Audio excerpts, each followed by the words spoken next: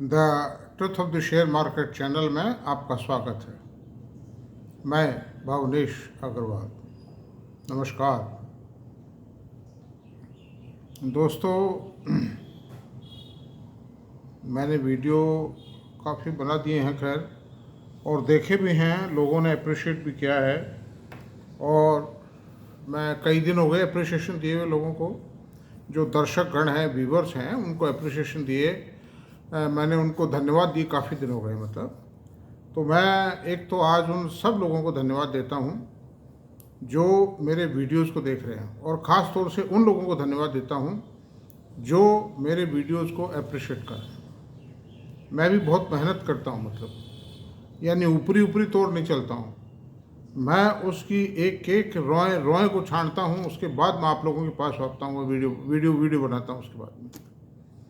जो भी अदरवाइज तो देखिए, मेरी बात सुनो, अगर कोई यूं चालू चीज़ बढ़ा जाता है तो फिर तो कोई मतलब ही नहीं है वीडियो बनाने का या कोई चर्चा करने का। एक मैं इतना सीनियर आदमी हूँ, इतना पुराना आदमी हूँ, अगर मैं ढंग से नहीं बना के दूंगा तो आपको पर्पज ही सर्व नहीं होगा।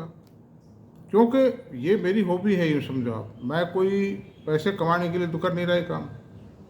मेरा जो ऑब्जेक्ट है वो ये है कि आप लोगों को बेनिफिट मिले, और मैं थोरो स्टडी करके आप लोगों को बताऊँ और आप लोगों को सक्षम बनाऊँ कि आप लोग इस लायक हो सकें, आप इतने सक्षम बन सकें कि आप खरीद बेच के, इन्वेस्टमेंट के जो भी निर्णय हैं वो आप स्वयं अपने स्तर पर ले सकें, किसी पर आश्रित ना रहें, अधीन ना रहें आप लोग। That's all. अब आगे चलते हैं। आज चर्चा का विषय क्या होगा? चर्चा का विषय ये होगा कि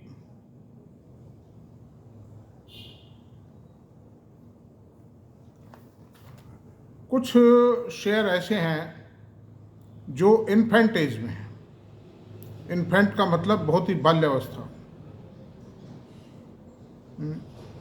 और मेरी जो प्रायोरिटी है इन्वेस्टमेंट में, वो सर्विस सेक्टर के ऊपर मेरा ज़्यादा जोर है बजाय मैन्युफैक्चरिंग सेक्टर के।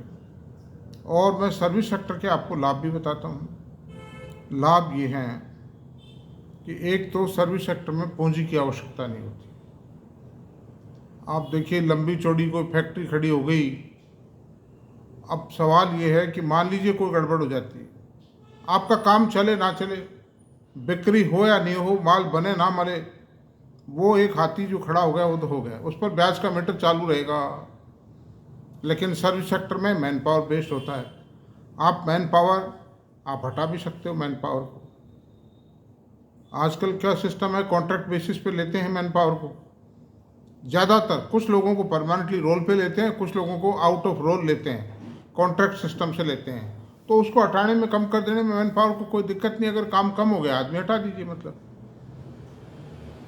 तो ऐसी सूरत में दूसरी बात क्या है कि सर्विस सेक्टर में क्या होता है कि एक पर्टिकुलर सब्जेक्ट पर, उस सब्जेक्ट के भी फिर जो सब सब्जेक्ट है उसमें अलग अलग कंपनियों की अलग अलग एक्सपर्टी है, तो कंपटीशन भी कम होता है। जैसे आप सॉफ्टवेयर बनाने वाली कंपनियां ले लीजिए, आप देखिए, इनमें टाटा कंसल्टेंसी का जो मार्जिन है वो तो 25% है, और विप्रो का मार्जिन 17% है, मानिए आप। तो ये क्यों है मार्जिन कम? कंपनी की एफिशिएंसी के कारण, कंपनी की टेक्नोलॉजी के कारण, और कंपनी का जो एक बार क्लाइंट बेस बन गया, उन क्लाइंट्स को विश्वास हो जाता है, तो वो काम की क्वालिटी को देखते हुए ज़्यादा रेट भी देना पसंद करते हैं। तो सबसे बड़ी बात यह है कि रिस्क फैक्टर सर्विस सेक्टर में बहुत कम है। जितना काम वो कर लो बस ठीक है। तो मैं आज एक ऐसी कंपनी का जिक्र करूंगा जो एकमात्र लिस्टेड कंपनी अपने सेक्टर की, पहली कंपनी है, फर्स्ट लिस्टिंग है, और एक ऐसे मजबूत सेक्टर में है और बढ़ता हुआ सेक्टर है, बहुत ही ग्रोविंग सेक्टर है। उसमें घाटे का कोई काम नहीं। मैं आपसे आएगा तो प्रॉफिट ही आएगा, चाहे रुपए की जब किसी साल 10-20% घट जाए, घटेगा भी नहीं, उसमें घटने का भी काम नहीं है। क्योंकि जितने इंश्योरेंस हैं, जितने इंश्योरेंस कंपनीज हैं, मैं बात कर रहा हूँ मेडी असिस्ट एक कंपनी है, मेडी असिस्ट कंपनी है जो काम करती है टीपे का। यानी टीपे क्या होता है कि इंश्योरेंस आपने किसी कंपनी से करवा दिया, मेडिक्लेम इंश्योरेंस। अब वो कंपनियां खुद तो इस काम को देखती नहीं, चूँकि वो क्या क्या देखें, मतलब मार्केटिंग करें, फाइनेंशियल मैनेजमेंट को देखें, इस मैन पावर को देखें, क्या क्या देखें वो। इसलिए उन्होंने क्या हुआ कि एक अच्छा फिर एक्सपर्ट हायर करने पड़ते हैं, उसमें कॉस्ट ज़्यादा आती है।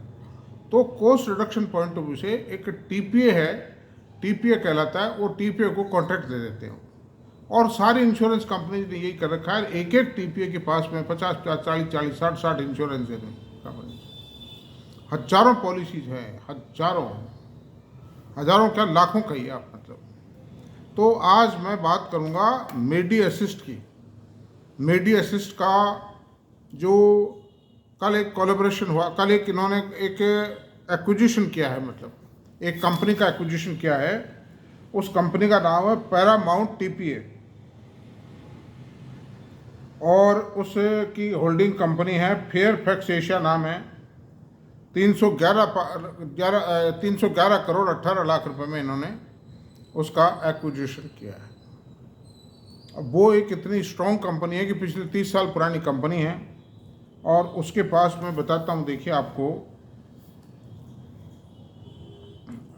30 तो इंश्योरेंस कंपनीज है, इंश्योरर्स हैं, और 33,000 प्लस ग्रुप्स हैं उसके पास में, और customs and retail policy holders हैं, मतलब 3000 group customs and retail policy holders हैं। Medi Assist market will grow to 36.6%। जो मेडी असिस्ट का जो ग्रुप का जो इसका ग्रुप इटसेल्फ का है ना, वो 36.6% मार्केट शेयर बढ़ जाएगा एकदम से, मतलब इसके टेक ओवर करते ही। यानी 36.36% बिजनेस तो बढ़ेगा ही बढ़ेगा इस कंपनी का। और जो इंश्योरेंस मार्केट है, टीपीए मार्केट है, उसमें इनका शेयर 23.6% बढ़ जाएगा। 23.6% मार्केट में इंक्रीज, पूरे मार्केट शेयर इंक्रीज हो जाएगा 23% से। तो बहुत बड़ी बात है, एक साथ 23% मार्केट शेयर बढ़ जाना और 36% खुद के बिजनेस में बढ़ोतरी आ जाना। It's a big achievement. आज इसकी कॉनकॉल भी होगी 2:30 बजे टेक ओवर के बारे में, एक्विजिशन के पर। लेकिन बातें सारी आ चुकी हैं, बातें यही है।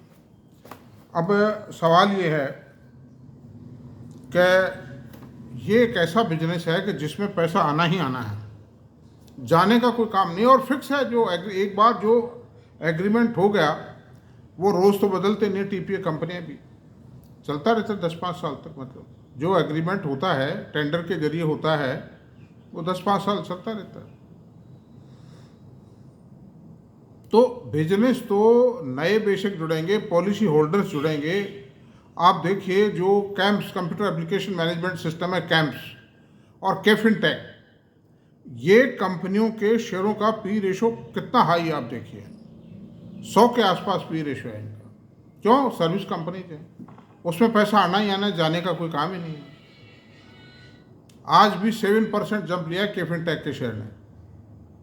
तो ऐसी सूरत में दोस्तों ये एक बहुत ही वैल्यूएबल आइटम है। सर्विस सेक्टर के अंदर इन्वेस्टमेंट का जो प्रोपोर्शन है आपको बढ़ाना चाहिए, मतलब।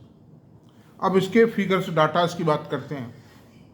इसके डाटास की बात करते हैं। इसका मार्केट कैप है 4286 करोड़ रुपए। इसकी करंट प्राइस 610 रुपये आज हुई है, वरना कल तो 560-70 ही थी। मतलब हाई, ये टेक ओवर की खबर आती हो गई है, वो सेटल हो जाएगा, गिर जाएगी ये कीमत, मैं समझता हूँ। बाद में खरीदना, आज मत खरीदना इसको। और मेरी खरीदने की रिकमेंडेशन भी नहीं है। आप जो कुछ खरीद फरोख्त का काम करो वो अपने फाइनेंशियल एडवाइजर से राय लेने की बात करो। जो कुछ मैं कर रहा हूँ वो training and education point of view से कर रहा हूँ। और ये इसके पीछे ये एक how to study the company and how to conclude and how to take the decisions. I want to make you independent. High low ये है 430 से 684, अभी 610 है, हाईएस्ट रेट 684 रहा है। प्राइस अर्निंग रेशो 50.8 है। सर्विस सेक्टर के हिसाब से रिस्क लेस कंपनी है। इस मार्केट में 50.8 का पी रेशो ज़्यादा नहीं, मतलब एक रीजनेबल पी रेशो है। डिविडेंड यील्ड 0.64 है। आरओई 19.19 है। फेस वैल्यू 5 रुपये है। डेट ऑलमोस्ट निल है। और जो प्रॉफिट में जो ग्रोथ आई है पिछले 5 सालों में 21% की CAGR है। ये कोई मामूली बात नहीं है मतलब। और ROE 19.19 है ही, तो बहुत बढ़िया है मतलब, ब्यूटीफुल। और अब जो टेक ओवर के बाद में आप देखिए जो इसकी EPS है ना, वो FY24 की EPS है, इसकी का प्रॉफिट है, मेरे पास प्रॉफिट है, ये फिगर्स हैं, 69 करोड़ का प्रॉफिट था। वो ऑलमोस्ट आप मान लीजिए 100 करोड़ तो हो ही जाएगा मतलब। तो एक साथ इतनी बड़ी जंप लेगा ये, that is a remarkable jump, बहुत बड़ी बात। और उसके बाद में 20% से बढ़ता रहेगा, तो आप अंदाज लगाइए आपके शेयर, अगर आप मान लो शेयरों में इन्वेस्टमेंट कोई करे इसके में, तो कितना अप्रिसिएशन हो जाएगा। आप देखिए जो कंपनी 20% से CAGR से बढ़ेगी ना, उसका शेयर 30-35% CAGR से बढ़ेगा मतलब। ये एक नेचुरल प्रिंसिपल है मतलब, बढ़त पर बढ़त आती है मतलब। अच्छा, अब आप देखिए इसके जो डाटाज हैं, लेटेस्ट क्वार्टर की बात करता हूँ, 168 करोड़ की सेल आई है मतलब। खर्चा क्या है, कुछ भी नहीं उसमें। जो स्टाफ जो रियम्बर्समेंट करता है हॉस्पिटल्स के क्लेम का, वो है खाली स्टाफ, तो इस काम के लिए बस और कुछ भी नहीं। सारा ऑटोमेटिक सिस्टम है, एक्सपर्ट बैठे हैं, वो आदमी एक्सपर्ट है, इस काम की फटाफट करते हैं काम। प्रॉफिट है 19 करोड़ का, ये सेल की बात कर लेते हैं। सेल 168 करोड़ है, और corresponding quarter of the last year में 141 करोड़ की सेल थी, तो 27 करोड़ की सेल बढ़ गई मतलब, मीनिंग भाई करीब 20% की सेल में ग्रोथ आई। और प्रॉफिट जो था वो 19 करोड़ आया है, लास्ट ईयर 18 करोड़ था। प्रॉफिट नहीं बढ़ पाया, कारण क्या है कि कई तरह के एडजस्टमेंट करने पड़े हैं। न्यूली लिस्टेड कंपनी है, एस्टेब्लिश्ड एंड ग्रोविंग कंपनी थी, इसलिए कई तरह के एडजस्टमेंट है, मार्केटिंग, सेलिंग, कई बातें हैं इस वजह से। लेकिन वो कोई खास चिंता की बात नहीं, अगर इस कंपनी के बिजनेस की जो नेचर है वो इस तरह की है कि अगर बिजनेस बढ़ेगा तो प्रॉफिट बढ़ना ही बढ़ना है। और EPS 2 रुपये 68 पैसे थी, लास्ट ईयर 2 रुपये 58 पैसे थी। अब दोस्तों बात करते हैं FY24 की जो रिजल्ट आए उसकी। 635 करोड़ की सेल आई है इस साल, लास्ट ईयर 505 करोड़ की सेल थी। प्रॉफिट 72 करोड़ आया, लास्ट ईयर 74 करोड़ था। इस साल थोड़ा हल्के मार्जिन पे दबाव था मतलब, कंपटीशन है और है, हो जाता है कई बार, कोई खास बात। और इसकी EPS 9 रुपये 53 पाई, लास्ट ईयर 10 रुपये 76 पैसे। तो ऐसी सूरत में ये एक बहुत ही शानदार कंपनी है, और अभी एक्विजिशन से तो इसके ठाठ हो गए, ये समझ लीजिए दी एक्सीलेंट शेयर है। आप देखिए सन 93 की बात बता रहा हूँ, हॉस्पिटल, अपोलो हॉस्पिटल की बात बता रहा हूँ। मैं एक ब्रोकर थे, यंग लड़के ही थे वो भी, 25 मेरी जैसी एज थी, 30 साल के आसपास। बैठे थे, शाम का वक्त था, बाजार बंद हो चुके थे, चाय वाय पी रहे थे, तो बात करते करते ऐसे जिक्र आ गया कि भाई अपोलो हॉस्पिटल क्या बुरा है, जब 5 स्टार होटल चल सकते हैं तो ये अपोलो हॉस्पिटल भी तो 5 स्टार होटल है। ये कमरे का किराया लेने के अलावा ये तो मरीज से डॉक्टरों की फीस और ऑपरेशन और टेस्टिंग और जाने क्या क्या लेते हैं, ये तो दवाई भी बेचते हैं। तो 30 रुपये का भाव था 10 पेड शेयर का उस समय अपोलो हॉस्पिटल का, और अब आप 5 पेड का 6.5 हज़ार रुपये का रेट आप देंगे। तो समय के अंतराल के साथ में शेयर का जो काम है, ये ट्रेडिंग व्रेडिंग जो कर रहे हैं, ये तो कर रहे हैं, ठीक है, इनका शौक है जो भी है। बाकी मेरे ख्याल से तो ये कि एक फ्रूटाइल एक्सरसाइज है, इससे ज़्यादा कुछ नहीं। तो आप देखिए उस तरह वो हो गया। उसी तरह से ये भी आज मेडिकल सेक्टर की कंपनी है, इंश्योरेंस एंड मेडिकल सेक्टर की कंपनी है, जिसमें बहुत ज़्यादा पेनिट्रेशन बढ़ेगा। जैसे जैसे मेडिक्लेम इंश्योरेंस बिजनेस बढ़ेगा, वैसे वैसे एक कंपनी बढ़ेगी। कोई साल 6 महीने का, कोई एक क्वार्टर को मत देखिए, बहुत शानदार काम है। कोई घाटे का कोई काम नहीं, कोई बैक पीछे मुड़ने का कोई काम नहीं।